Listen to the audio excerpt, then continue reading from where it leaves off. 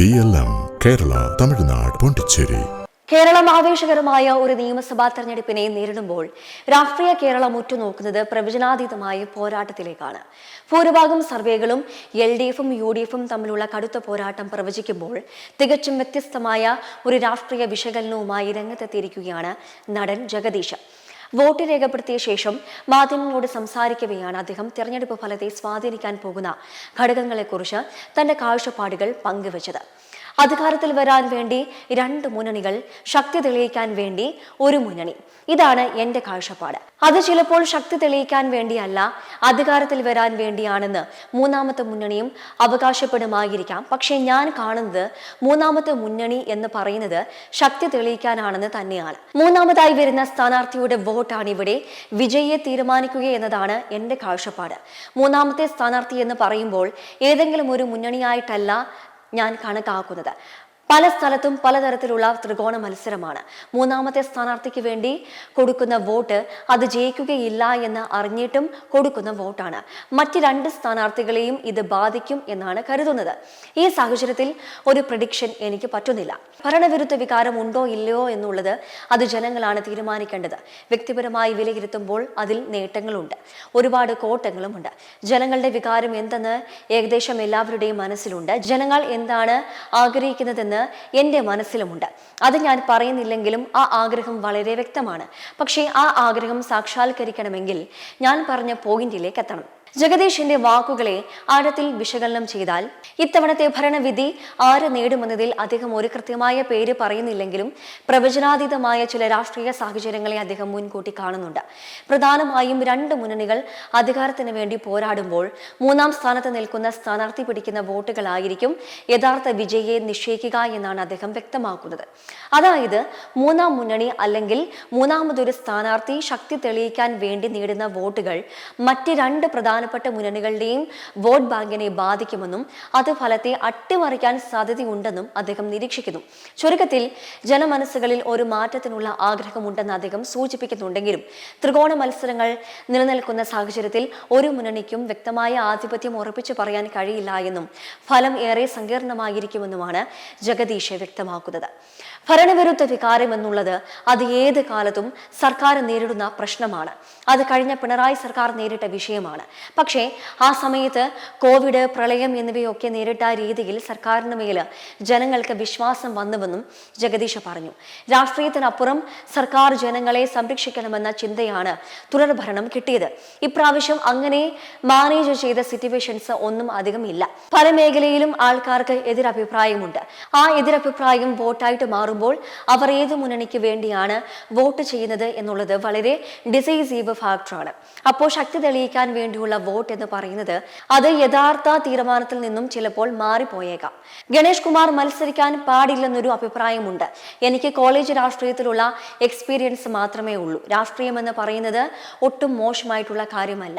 എൻ്റെ സ്വപ്നം കഥാപാത്രങ്ങളാണ്. എനിക്ക് മന്ത്രിയാകുന്നതിനേക്കാളും ഇഷ്ടം മന്ത്രിയായി അഭിനയിക്കുന്നതാണ്. അടുത്ത മുഖ്യമന്ത്രി ആകണമെന്ന് ആഗ്രഹമുണ്ട് സിനിമയിൽ.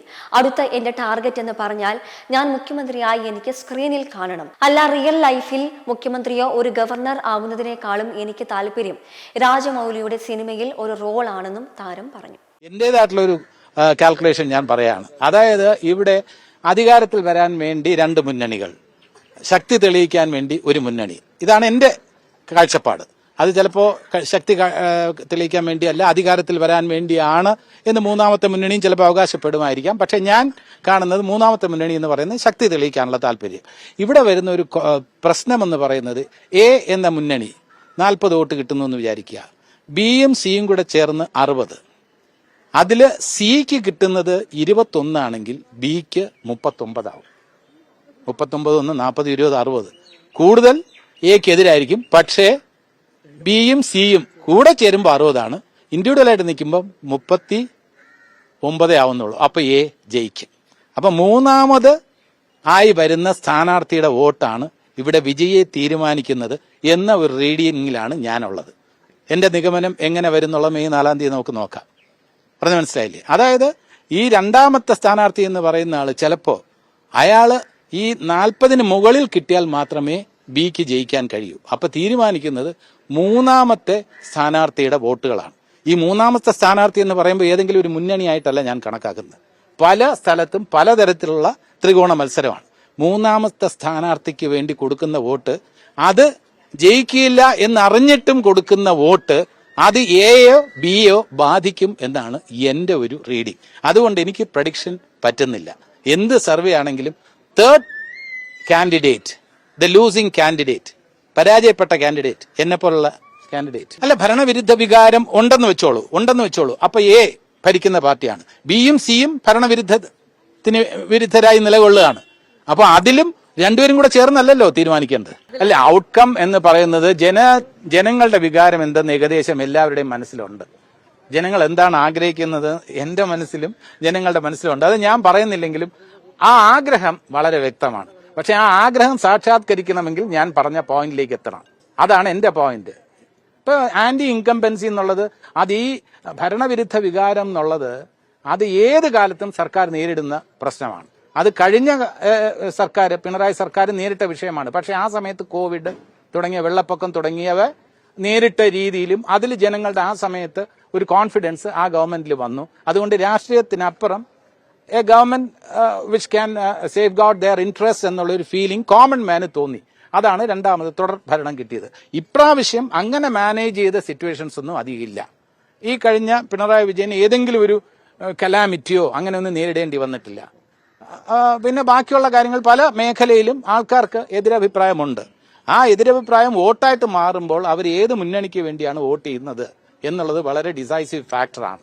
അപ്പോൾ ശക്തി തെളിയിക്കാൻ വേണ്ടിയുള്ള വോട്ടെന്ന് പറയുന്നത് അത് യഥാർത്ഥ തീരുമാനത്തിൽ നിന്നും ചിലപ്പോൾ മാറിപ്പോയേക്കാം. എന്റെ സ്വപ്നം എന്ന് പറയുന്നത് റോൾസ് ആണ്. എനിക്ക് MLA സ്ഥാനമല്ല. എനിക്ക് മന്ത്രിയാകുന്നതിനേക്കാളും ഇഷ്ടം മന്ത്രിയെ അഭിനയിക്കുന്നതാണ്. സ്ഥലത്തെ പ്രധാന പെയിൻസിൽ ഞാൻ അഭിനയിച്ചു. അടുത്ത മുഖ്യമന്ത്രി ആകണമെന്ന് ആഗ്രഹമുണ്ട് സിനിമയിൽ. അടുത്ത എന്റെ ടാർഗറ്റ് എന്ന് പറഞ്ഞാൽ ഞാൻ മുഖ്യമന്ത്രിയായി എനിക്ക് സ്ക്രീനിൽ കാണണം. അല്ല റിയൽ ലൈഫിൽ മുഖ്യമന്ത്രിയോ ഒരു ഗവർണർ ആകുന്നതിനേക്കാളും എനിക്ക് താല്പര്യം രാജമൗലിയുടെ സിനിമയിൽ ഒരു റോളാണ്. മെമ്പർമാരുടെ നിക്ഷേപങ്ങൾക്ക് ഉയർന്ന ലാഭവിഹിതം നൽകുന്ന കേന്ദ്ര സർക്കാർ സഹകരണ registered society Bharat Lajna multi state housing cooperative society limited.